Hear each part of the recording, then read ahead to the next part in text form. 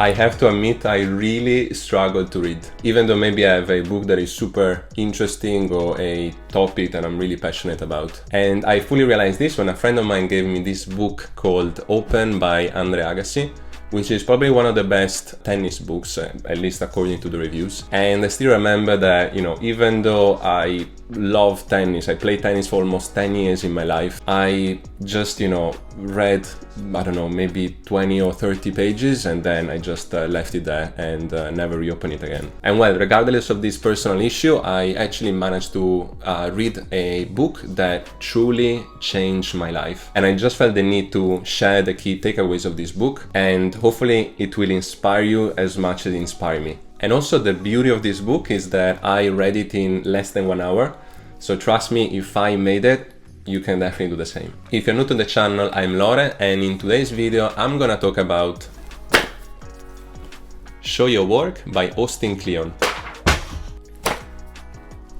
And so I will cover the 10 key takeaways from the book, and I will also leave some of my favorite quotes at the end. So without further ado, let's get into it. So let's start from what the book really talks about. Show Your Work gives great lessons about habits, productivity, and basically becoming better at whatever it is that we do. And its main idea is to make yourself findable, because you can become the best in the world, but if people don't know about you or they don't know about your work, it is almost as if you don't exist. And even if you're not the best, I strongly believe that for all aspects in life, as Seneca said, there is no delight in owning anything unshared. And so the book covers practical ways that you can implement in your work to, share what you do and also get discovered. So let's start from the first one. You don't have to be a genius. So Show Your Work starts with a chapter that maybe is one of my favorite and is truly inspirational. And the key idea here is that you don't need to be a lone genius in order to come up with great ideas or creative work. You rather have to find a genius, which is basically a group of like-minded people,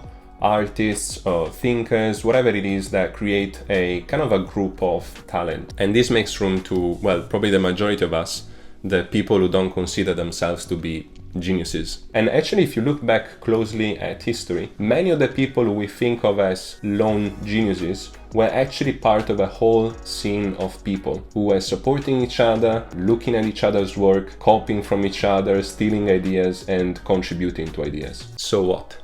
Well, my tip here to make this chapter a bit more practical is to try to connect with the people who share your same interest, and also try to find the beginners. And so, for example, if I'm interested in things like data analytics and data science, I try to put that keyword in the search bar, and then I go to maybe the 10th page of the search instead of just scrolling through the first one, because I know that if I go to one of the last pages, then I will see people that maybe don't have a lot of views or subscribers, and so these are more likely to be kind of beginners like me. Second lesson: think process, not product. So another lesson from the book is to basically try to take the people behind the scene, because now we are not really interested anymore about the final product only, but we really want to see what is the process to make the product. Because basically, while you share how you kind of arrived to the end product, you also empower others to basically do the same, and at the same time you increase the interest that others have towards you. So it's a win-win. And this is also because life is not really a competition for a fixed pie. It's more like a collaborative effort to increase the pie so that we all have more to eat. And again, the so what of this chapter, to make it a bit more practical, maybe try to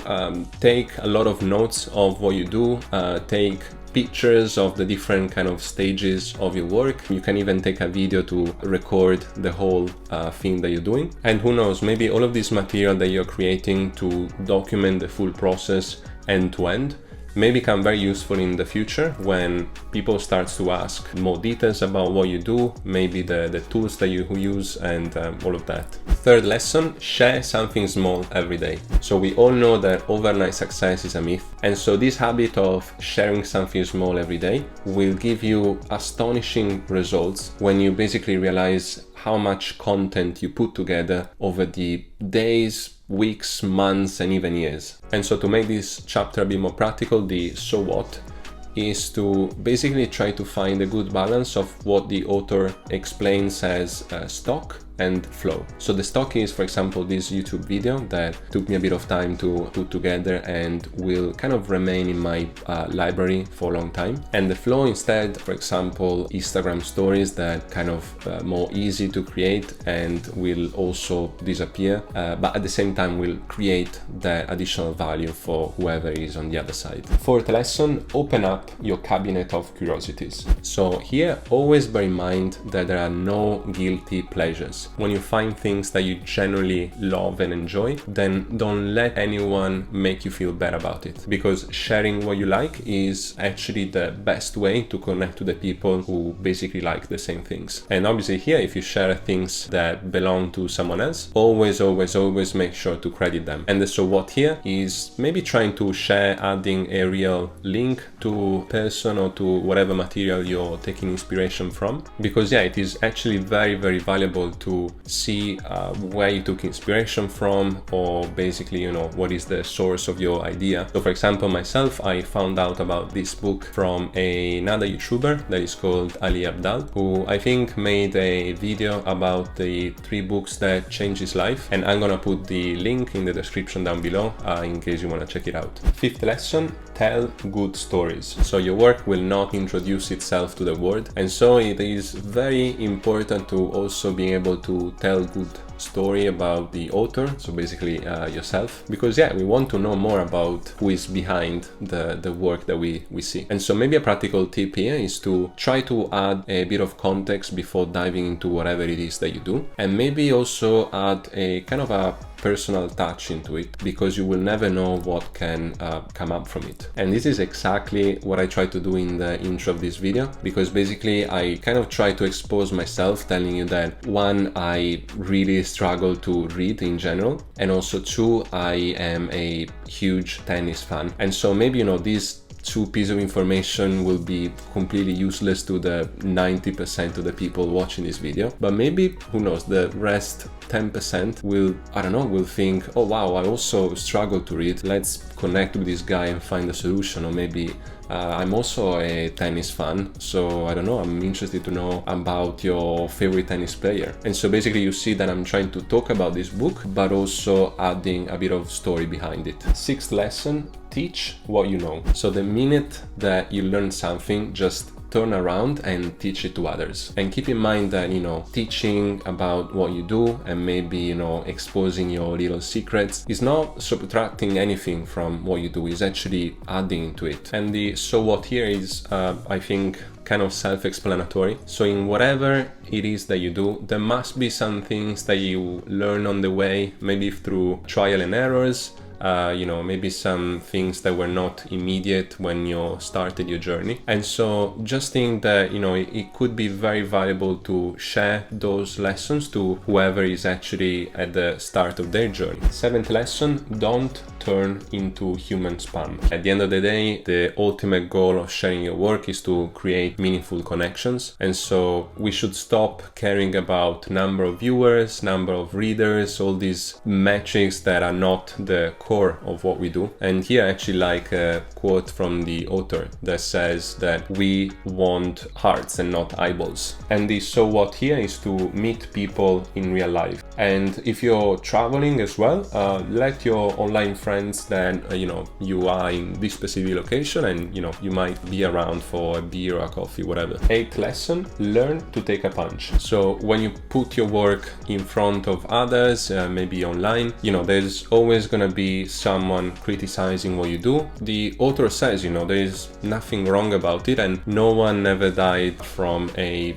bad review. And the so what here, to make this lesson a bit more practical, is to just commit to read all the comments and feedbacks that you receive, even if they are very bad, but try to take them in a constructive way, to analyze what's the message behind it. And yeah, this will definitely improve whatever that you're doing. But as the author says, it's also important not to feed the trolls. And here a troll is a person who is not interested in improving your work, but only in provoking you with hateful, aggressive and upsetting talk. So yeah, basically from these people you will not gain anything. So yeah, just don't feed them. Ninth lesson, sell out. Now, this is, I think, a more sensible aspect and one that should come up only when your act of sharing is more consolidated. Because yeah, I think the first step is to share your work as a mere act of sharing without seeking anything in exchange. Sharing your work should be already something that is gratifying to you. And when that is, as I said, kind of consolidated, then the next step, if you really feel like that your work is something valuable, then yeah, maybe you should start putting a price on it. And this so what here, a practical lesson that comes from the author, is to keep a mailing list. So basically, you know, even if you're not selling anything right now, it's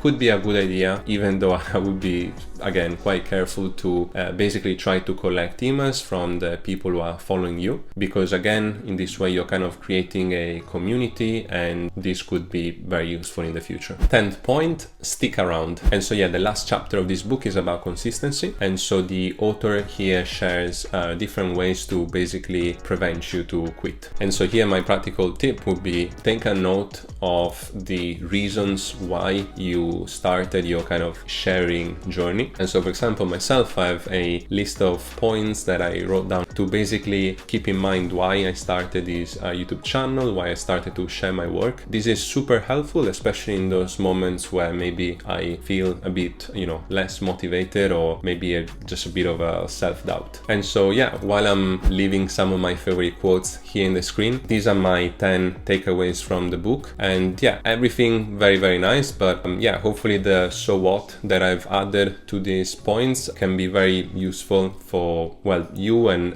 me as well, take away and implement in our day-to-day. And yeah, maybe let me know the point that resonates with you the most from this video. And as said, I really encourage you to read the book, because obviously, you know, I share my takeaways from it, but you know, if you read it yourself, that would definitely add more into it. And if you feel like this video was useful to you, or maybe a friend who needs a bit of inspiration to start sharing whatever it is that they do, put a like, subscribe, and maybe leave a comment below. Enjoy the rest of your day. Ciao for now, and see you in the next one.